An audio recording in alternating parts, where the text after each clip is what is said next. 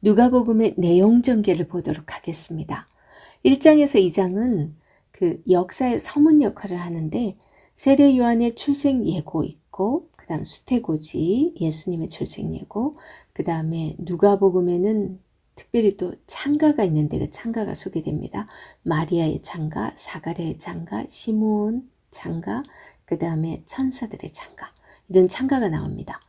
그리고 1장 46절에서 55절을 보면 마리아의 창가가 있는데 이거는요 창세기 50장 20절에 그 요셉이 아버지 야곱이 죽고 나서 형들이 이제 아버지가 죽었으니까 요셉이 이제 우리한테 어쩜 복수할지도 몰라 이러면서 굉장히 두려워하고 있을 때 한 말이에요. 당신들은 나를 헤아려 하였으나 하나님은 그것을 선으로 바꾸사 오늘과 같이 많은 백성의 생명을 구원하게 하려 하셨나니. 왜 이 부분을 제가 연결하냐면요. 하나님의 그 구원 역사에 있어서 인간의 어떤 노력이나 인간의 어떤 계획이나 이런 것이 아니라 하나님께서 그 요소요소의 그 구원의 활동에서 필요한 사람들을 세워서 그들을 매개체로 사용합니다. 그때 이제 요셉이 하나님께서 자기를 그렇게 사용하고 있는 걸 다 알고서 그 말을 하는 거예요. 그 창세기에서 그 요셉의 그 고백, 그 다음에 또 모세의 고백이 있었죠. 그 다음에 사무엘상에서 한나의 기도가 있습니다. 그리고 세례 요한의 출생으로 인해서 그 다음 사가랴의 예언, 그 예수님의 탄생, 목자들의 방문, 아기 예수의 그 정결 예식에서 그 시므온의 창가, 안나의 예언 이런 모든 내용들이 뭐를 의미하겠어요? 하나님의 그 구원 역사가 이렇게 이어져 오면서 지금 예수 그리스도를 통해서 그 일이 지금 이루어져 가고 있다는 거예요. 그리고 3장에서 4장은요. 예수님의 공생의 준비입니다. 디베르 황제가 통치한 지 15해 곧 본디오 빌라도가 유대의 총독으로 헤롯이 갈릴리의 분봉왕으로 그 동생 빌립이 이두레와 드라고닛 지방의 분봉왕으로 루사니아가 아빌레네의 분봉왕으로 안나스와 가야바가 대제사장으로 있을 때에 하나님의 말씀이 빈들에서 사가랴의 아들 요한에게 임한지라. 완전 역사적인 사건 그대로 다 기록을 합니다. 그러면서 세례 요한의 전파 그리고 예수님께서 세례를 받는 장면 그리고 예수님의 족보 이 족보는 예수님의 아버지 요셉부터 위로 올라가서 하나님까지 올라가는 그런 족보입니다. 그 다음에 유대 광야에서 시험 받으시는 거, 그 다음에 갈릴리 여러 회당에서 가르치시고 나사렛에서 배척당하시는 부분, 그 다음 귀신 들린 병자를 고치는 그런 일들을 기록하고 있습니다. 그 다음 5장에서는요. 갈릴리 활동 초기 사역인데 베드로와 요한과 야고보 이들을 예수님께서 부르시죠. 이들이 예수님을 따라 났습니다. 시몬의 배에서 가르치시죠. 베드로의 배에서 가르치시고 누가만 이곳을 게네사렛 호수 이렇게 표현하고 있습니다. 다른 복음서에서는 갈릴리 바다, 요한은 디베라 바다 이렇게 표현하고 있죠. 그리고 나병 환자를 고칩니다. 이 중풍병자를 고치고 마태 레위를 부르시는 장면이 소개됩니다. 그리고 6장은요. 평지 설교죠. 산상수훈과 구별해서 이렇게 부릅니다. 안식일 논쟁이 있죠. 이 안식일에 밀리삭 잘라먹은 것 때문에 그 다음에 안식일에 손 마른 자 고친 이야기 12제자 부르시고 그리고 4가지 복과 4가지 화에 대해서 말씀을 합니다. 마태복음에서는 산상수훈에서 8복에 대해서 말씀을 하시고 이 누가복음에서는 4가지 복, 4가지 화를 말씀을 하십니다. 그런데 또 특이한 건요. 마태복음 5장 9절에서 화평케 하는 자는 하나님의 아들이라고 하는데 누가복음 6장에서는 다른 사람을 돕고 사랑을 베푸는 사람이 하나님의 아들이라고 이렇게 말씀하세요. 얼마나 지금 많은 사람에게 사랑을 베풀고 가난한 자 그렇게 돕고 살아라고 이런 표현까지 쓰고 있습니다. 그 다음에 마가복음에서는 심령이 가난한 자는 복이 있다 그러면서 하늘을 차지할 거라 그랬는데 누가복음은요 심령이라는 그런 표현이 없어요. 그냥 문자에서 실제적인 부분을 강조하고 있습니다. 그리고 마태복음에서는 의에 줄이고 목마른 자라는 표현이 있는데 누가복음에서는 그런 의라는 말은 아예 없고 누가복음에서는 배고프고 목마른 이런 표현이 나옵니다. 그것은 실제로 배고프고 목마른 그런 거예요. 이런 단어를 통해서도 누가가 정말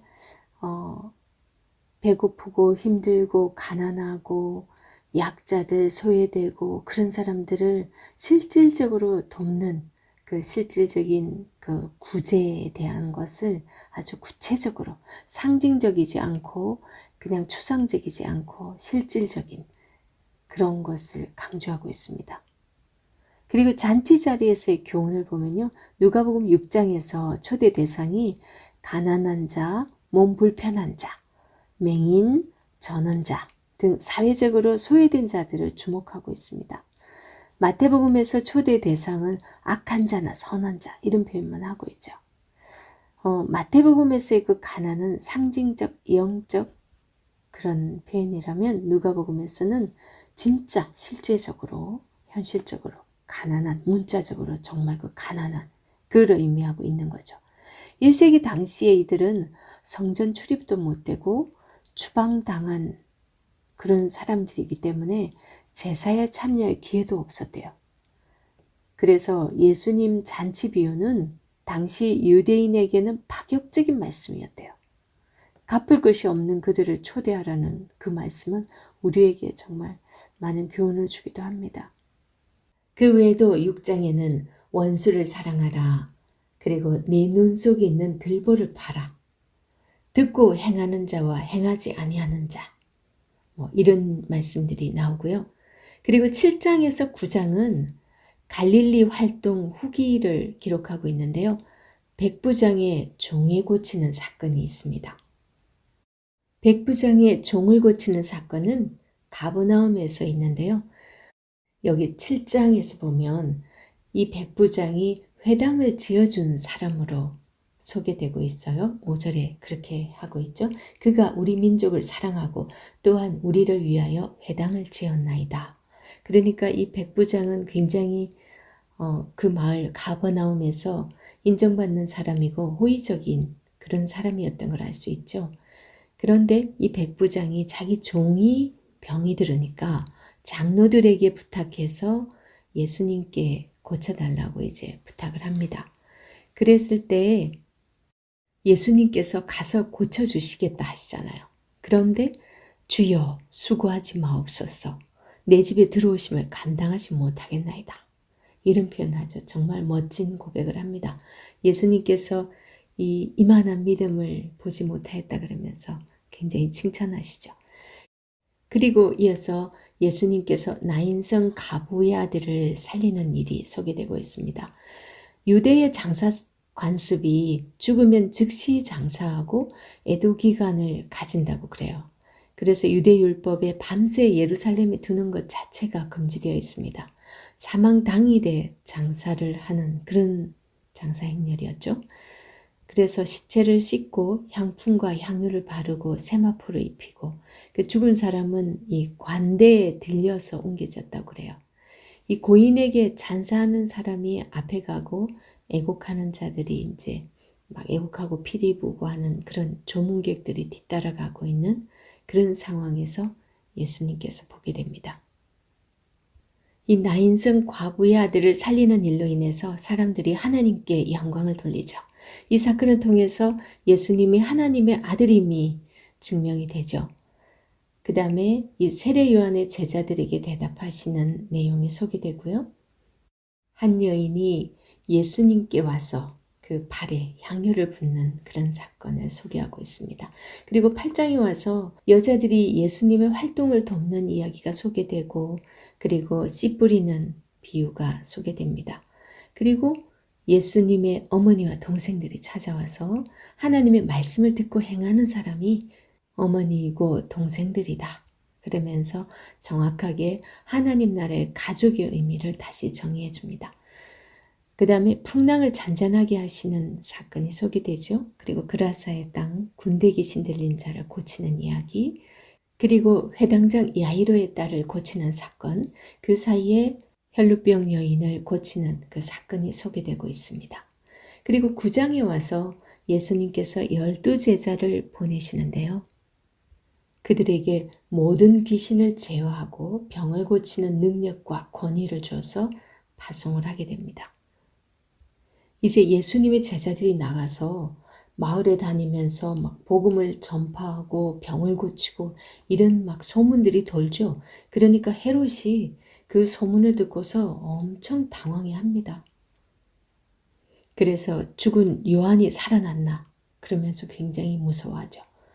그 다음에 오병이어 사건이 소개되고요. 그리고 베드로의 고백과 예수님의 십자가의 죽음 그리고 부활을 예고하십니다.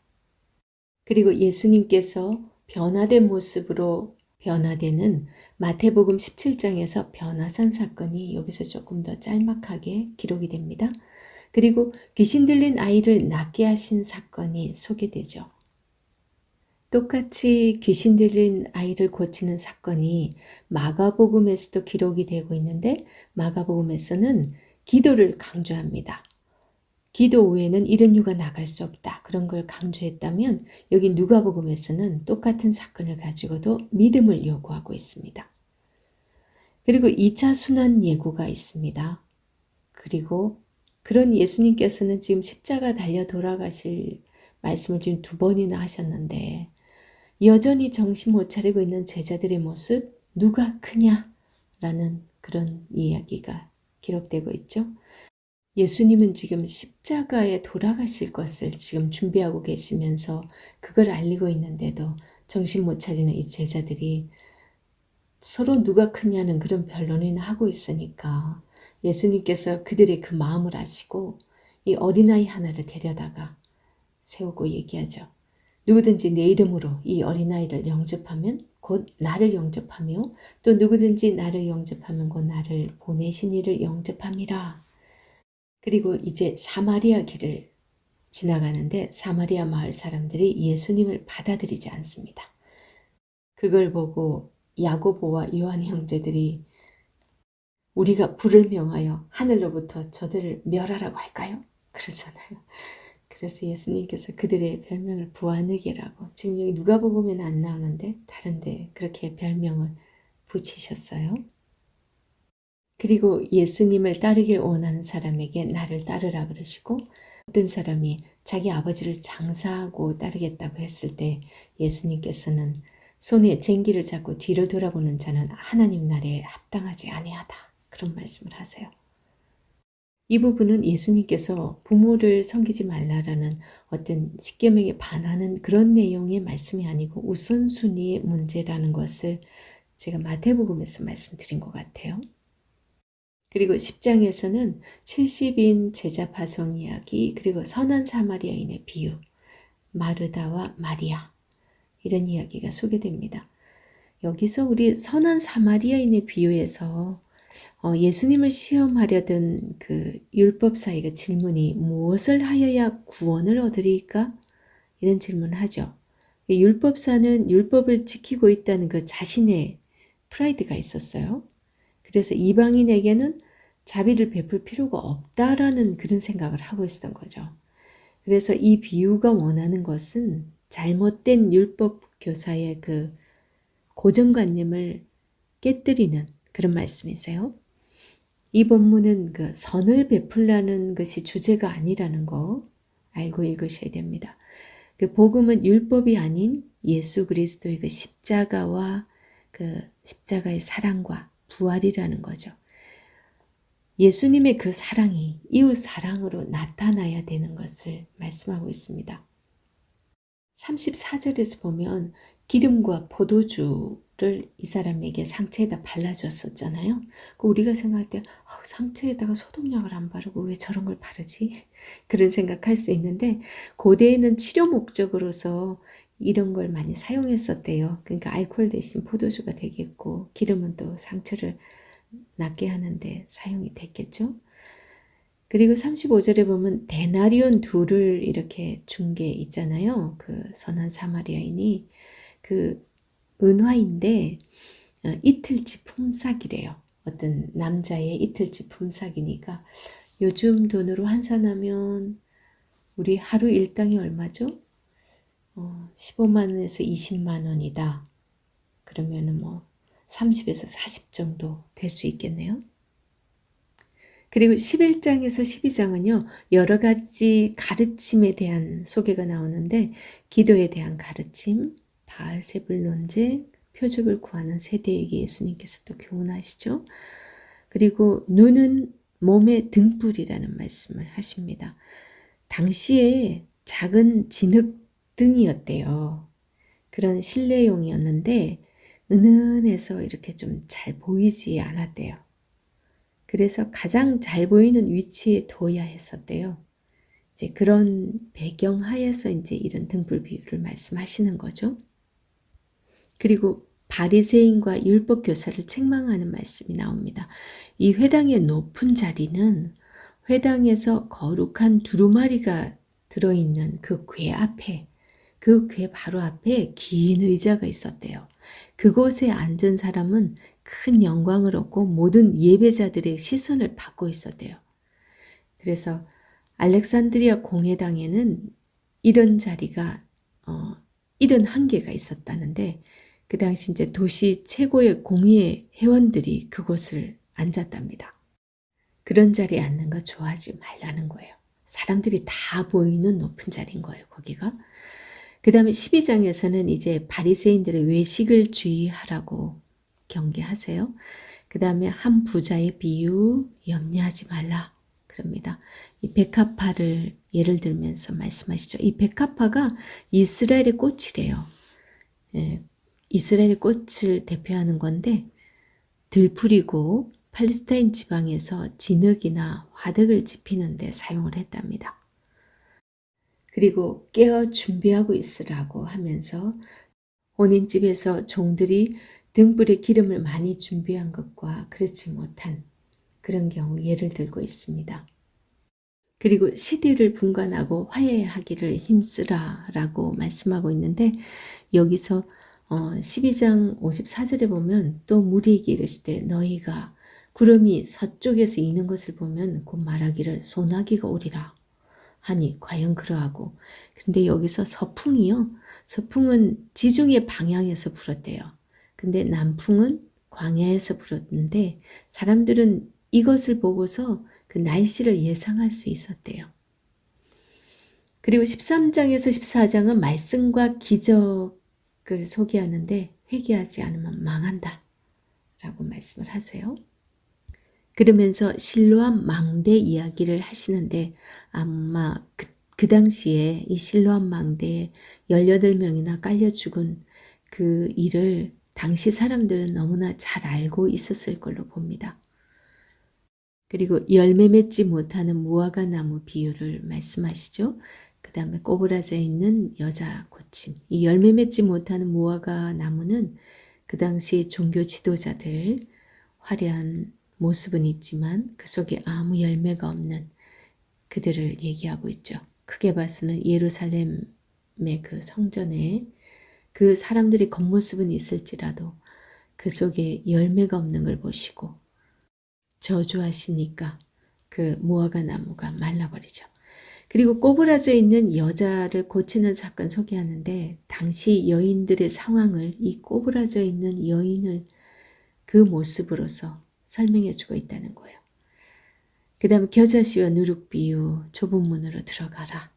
그리고 예수님을 배척하는 이 예루살렘을 향해서 선지자들을 죽이는 예루살렘아 하면서 예수님께서 예루살렘이 황폐하게 될 것을 말씀하시죠.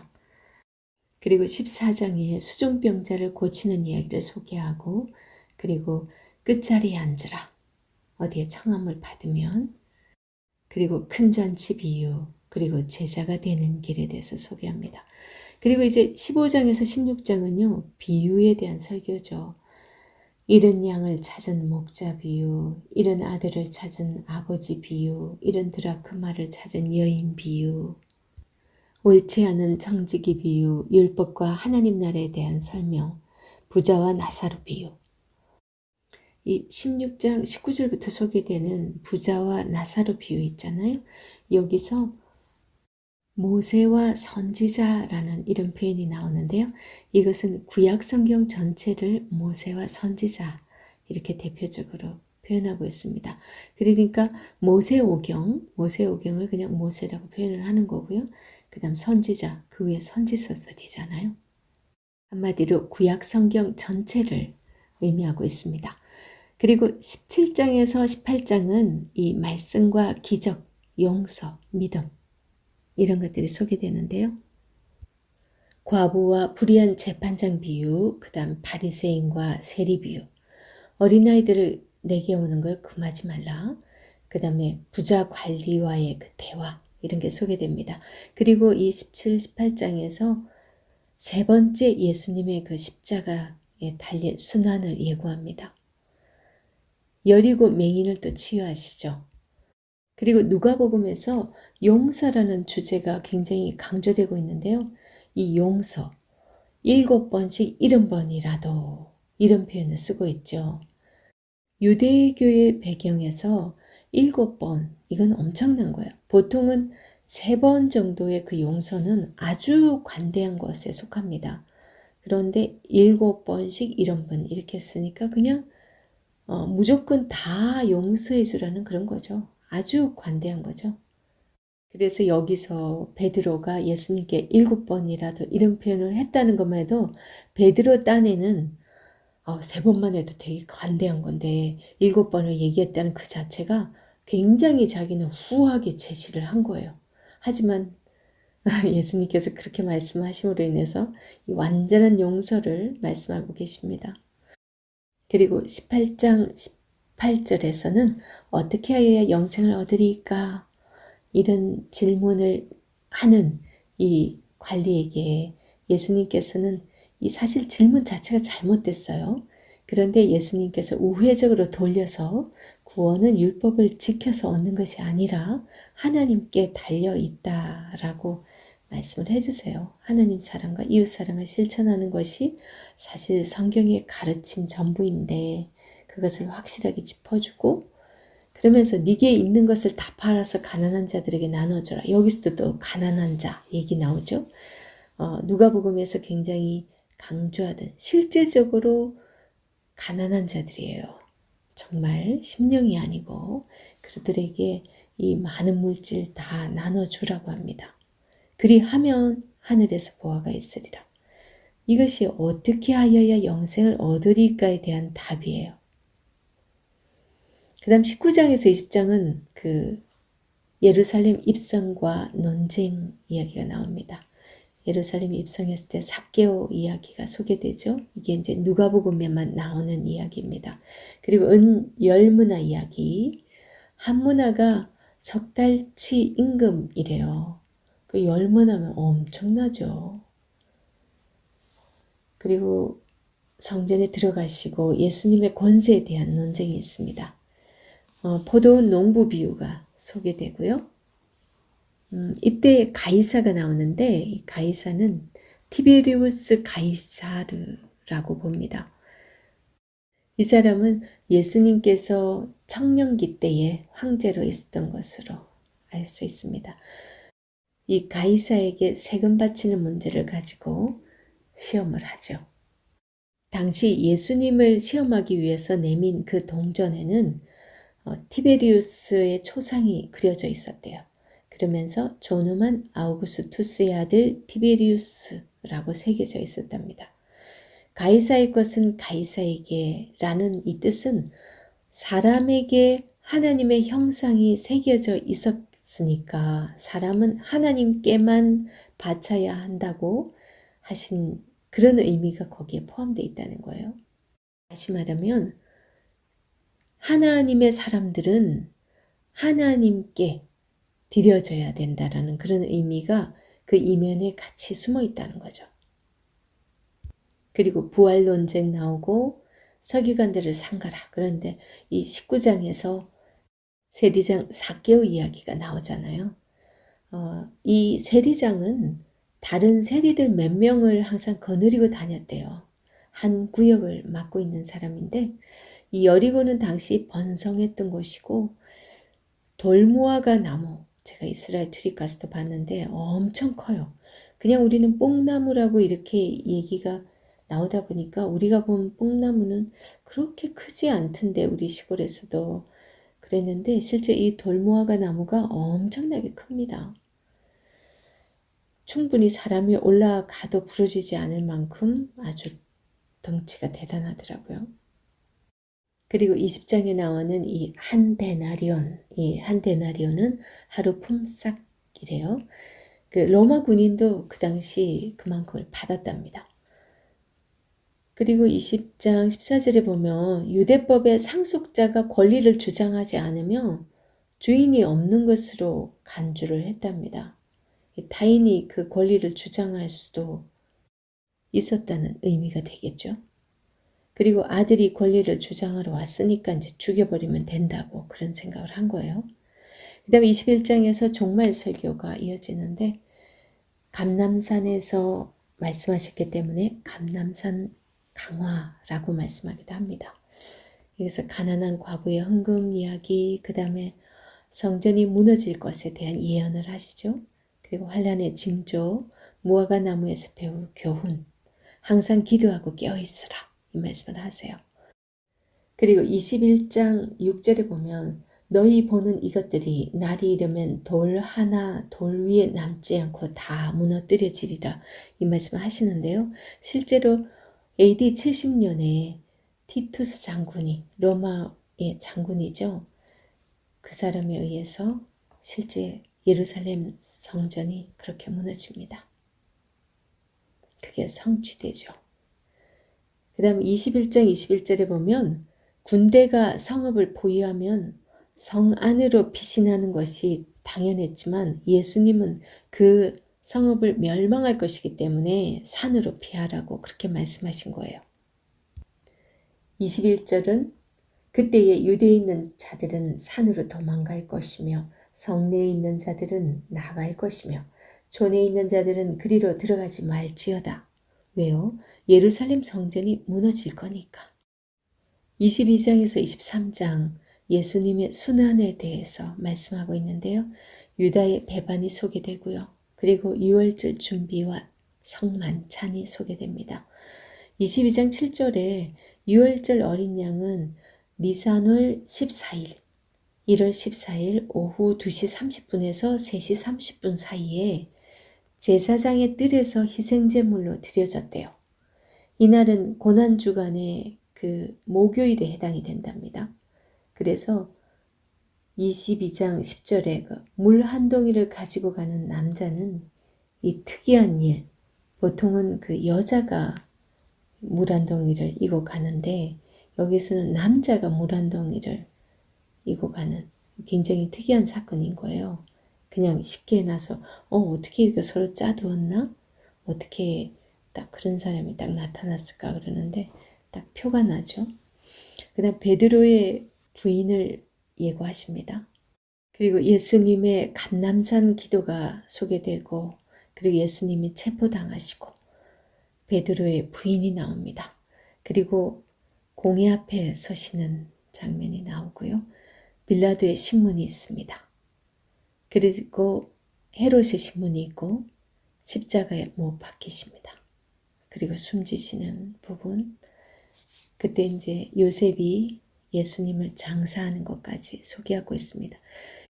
그리고 예수님을 대제사장의 집으로 끌고 갔다라는 그런 게 22장 54절에 나오는데요. 그때 대제사장은 가야바입니다. 그의 집에 모인 것은 이 비밀을 지키기 위해서인데 이것도 불법이에요.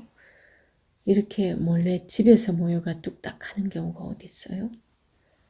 그리고 이제 24장에 부활이 소개됩니다. 엠마오로 가는 두 제자에게 예수님께서 나타나시죠. 그리고 11제자에게 나타나시고 성령 강림을 약속하십니다. 그리고 승천하시는 이야기까지가 이제 누가복음 내용을 쭉 한번 훑어드렸습니다.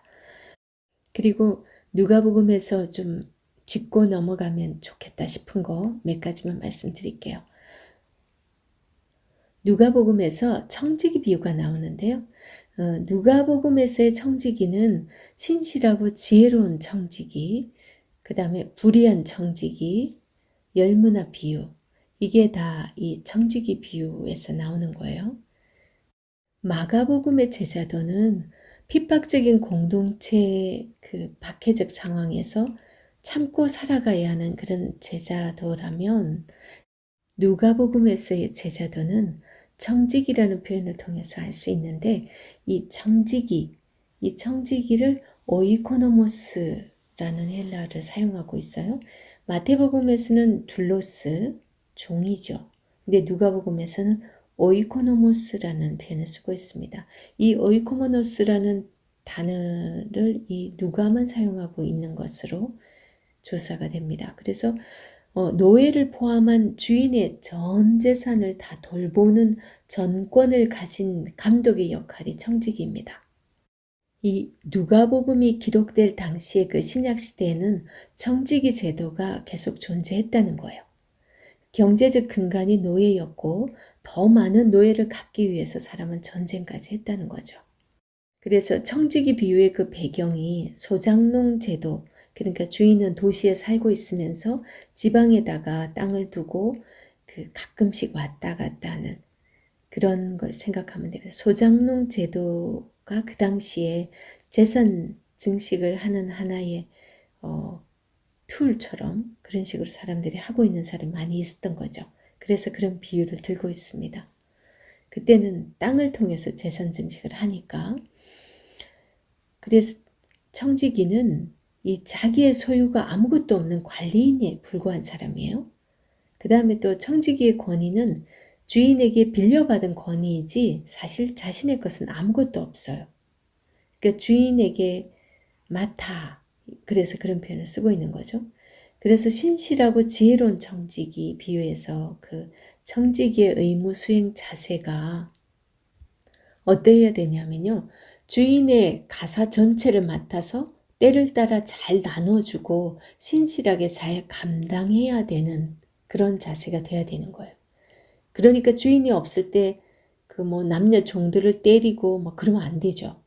그 청지기가 주인 행세하는 거죠. 그거는 심판을 받아 마땅한 거예요. 그래서 청지기는 언제라도 주인이 올 수 있다라는 그런 긴장을 가지고 살아야 되고 자신의 일에 책임을 져야 하는 그런 사람이라는 거. 그래서 주인이 오든지 안 오든지 늘 긴장하고 자신에게 맡겨진 일을 감당해야 되는 게 청지기인 거죠. 그런데 불의한 청지기에서도 그걸 막 허비한다라는 얘기, 막 그런 얘기를 듣고서 이제 이 사람을 자르려고 하잖아요. 그 긴장을 하지 않으면 청지기로서의 그 사역을 감당할 수 없는 거죠. 그러니까 잘려야 되죠. 생각지 못하는 시각에 언제라도 나타날 수 있는 거예요. 결국은 또 그 청지기는 12장 47절 48절에서도 보듯이 평가를 받게 돼요. 그 잘했으면 상을 받겠지만 못하면 이제 심판을 받아야 되죠. 그리고 불의한 청지기 비유에서 이 불의한 재물로 친구를 사귀어라, 이 부분에 대한 오해가 많이 있어요. 이거는 주인에게 잘못한 것이 아니라 재물 자체에 대한 가치평가가 아니라는 거예요. 이 남의 것을 지금 사용하잖아요. 그래서 불의한 이런 표현을 쓰고 있는 거예요. 남의 것을 잘못 사용한 그 자체가 불의한 것입니다. 채무자는 주로 가난한 자인데 채무자에겐 그게 또 기쁜 소식이에요. 그 기름 50말, 밀 20석, 이 가치는 같은 거예요. 사실 그래서 채무자 입장에서는 구제를 받는 그런 입장입니다. 그래서 채무자들의 친구가 된 것이죠. 불의한 청지기의 그 자기 미래 준비가 이 가난한 자에 대한 구제였던 거죠. 당시 명예와 수치 문화이기 때문에 그 청지기가 채무자의 빚을 탕감해 줌으로 인해서 주인은 그를 또 인정해 주니까 자기는 또 얼굴이 서는 거예요. 체면이. 그래서 가난한 자를 구제해 준 그 결과가 되고, 그리고 청지기는 그것으로서 자기 미래를 또 준비하는 셈이 됐다는 거죠. 그래서 주인은 이 일을 지혜롭다고 칭찬해 준다고 하는 겁니다. 그리고 열문화의 비유, 여기에서 열문화의 비유, 이거가 뭐 청지기 비유인가 그렇게 의심하는 경우도 있지만 청지기에 대한 언급은 없어도 이 청지기 비유와 너무 그 정신이 담겨 있어요. 일단은 무소유예요. 주인에게서 재산을 위탁받아서 자기가 관리하는 역할을 합니다. 그 다음 두 번째가 그 지혜로움으로써 이익을 남기는 자, 그를 칭찬하죠. 그 다음에 또 모든 주인은 주인에게 이익을 남기는 자를 기대를 한다라는 기본적인 걸 깔고 있어요. 이 청지기인 거죠. 그 다음에 또 언제나 종말론적 긴장을 갖고 있어요. 왜냐하면 언제 주인이 올지 모르는, 그래서 충분히 주인의 재산을 이익을 남기도록 그런 일을 충분히 열심히 성실히 해야 되는 거죠. 그 다음에 꼭 이제 주인이 왔을 때는 평가를 받게 되는 거죠. 칭찬이나 심판이든. 그래서 이 청지기 비유의 결론은 오늘날 우리 그리스도인들은 하나님의 청지기라고 많이 비유하잖아요. 그렇다면 이 청지기는 주인의 소유를 그 위탁받은 자이지 우리 내 소유를 주장할 건 없다는 거예요. 성실한 청지기는 칭찬과 더 많은 기회가 부여가 됩니다. 그런데 불성실한 청지기는 책망을 받고 봉사의 기회마저 박탈당하는 걸 볼 수 있습니다. 심판의 날을 의식하면서 우리도 우리에게 맡겨진 일, 그것에 성실히 잘 해야 되는 그런 청지기입니다. 자세한 내용은 본문에서 보도록 하겠습니다.